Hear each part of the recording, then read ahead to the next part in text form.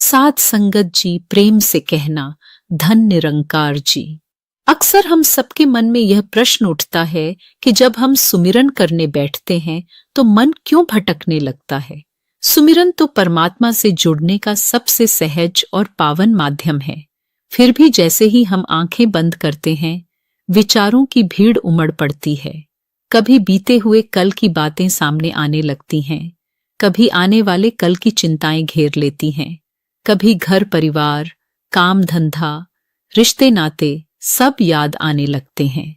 तब मन में यह भावना आ जाती है कि शायद हम ठीक से सुमिरन नहीं कर पा रहे, शायद हम में ही कोई कमी है। लेकिन साध संगत जी, सच्चाई यह है कि मन का भटकना कोई नई बात नहीं है और न ही यह हमारी असफलता का प्रमाण है। मन का स्वभाव ही चलायमान है। यह वही मन है जो वर्षों से बाहर की दुनिया में उलझा रहा है, विषय वासनाओं में रमा रहा है, इच्छाओं के पीछे भागता रहा है। आज जब हम उसे एक जगह बैठने के लिए कहते हैं, निराकार परमात्मा का स्मरण करने को कहते हैं, तो वह तुरंत शांत हो जाएगा। यह अपेक्षा करना स्वाभाविक तो है, पर यथार्थ नहीं। जैसे बहती हुई नदी को अचानक रोकना संभव नहीं होता, वैसे ही बहते हुए मन को भी एक झटके में स्थिर नहीं किया जा सकता। नदी को रोका नहीं जाता, उसे दिशा दी जाती है। ठीक उसी तरह मन को दबाना नहीं है, उसे प्रेम पूर्वक सही दिशा में मोड़ना है। जब हम सुमिरन में बैठते हैं, तब हमारे भीतर वर्षों के संचित संस्कार जागने लगते हैं। जो बातें हम दिन भर दबाए रखते हैं, जो भावनाएं अनकही रह जाती हैं, वे सब शांति के क्षणों में सतह पर आने लगती हैं। यह ऐसा ही है जैसे गंदा पानी तब दिखाई देता है जब उसे हिलाया जाए। पहले भी वह गंदगी थी, पर दिखती नहीं थी। इसी तरह मन पहले भी भटकता था, पर हमें उसका एहसास नहीं होता था। अब जब हम सजग हुए हैं, जब हम सुमिरन में बैठते हैं, तो हमें अपने मन की चंचलता दिखाई देने लगती है। इसलिए यह समझ लेना बहुत आवश्यक है कि मन का भटकना इस बात का संकेत है कि हमारी जागरूकता बढ़ रही है। कई बार मन के भटकने का कारण हमारी अपेक्षाएं भी होती हैं। हम सोचते हैं कि सुमिरन करते ही कोई विशेष अनुभव होगा, कोई दिव्य अनुभूति होगी, मन एकदम शांत हो जाएगा। जब ऐसा नहीं होता तो मन और अधिक बेचैन हो जाता है। लेकिन सुमिरन कोई व्यापार नहीं है कि हमने समय लगाया और बदले में अनुभव मांग लिया। सुमिरन तो संबंध है, आत्मा का परमात्मा से प्रेम भरा संवाद है। जहां अपेक्षा होती है वहां तनाव आता है, और जहां समर्पण होता है वहां शांति स्वयं उतरती है। अहंकार भी मन के भटकने में बड़ी भूमिका निभाता है। जब भीतर यह भाव रहता है कि मैं सुमिरन कर रहा हूं, मैं साधना कर रहा हूं, तब यह मैं ही बीच में आकर मन को इधर उधर भटकाता है। सुमिरन में तो मैं का विसर्जन होना है, न कि उसका विस्तार।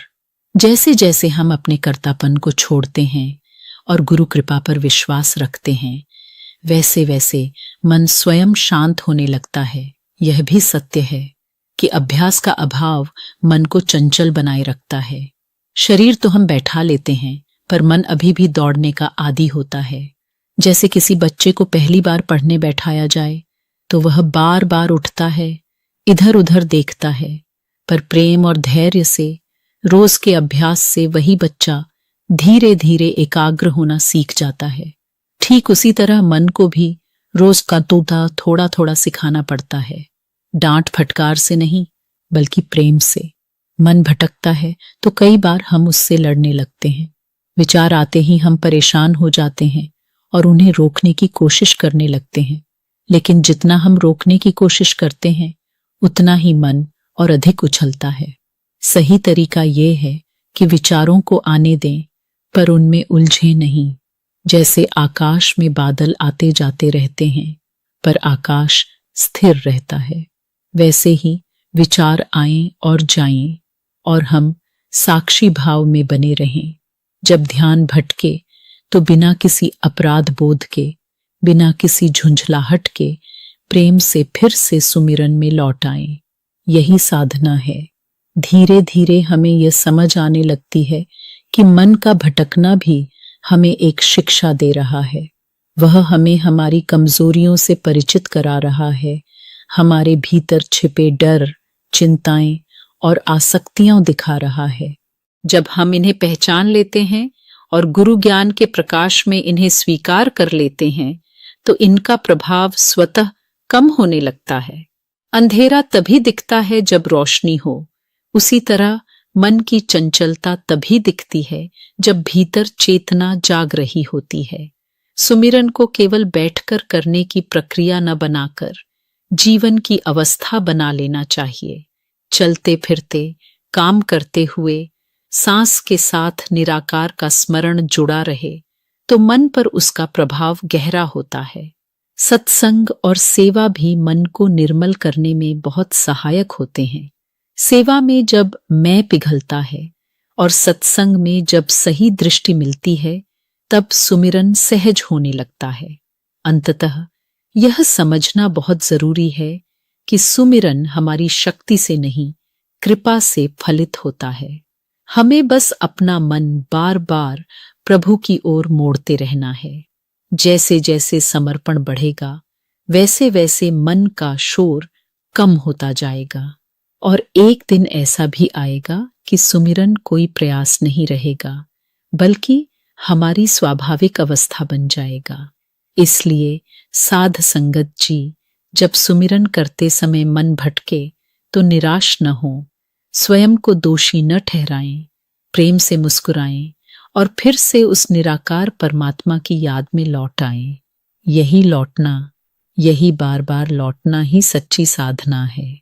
जहां धैर्य है वहां शांति है, और जहां शांति है वहां प्रभु का वास है। प्रेम से कहना, धन निरंकार जी।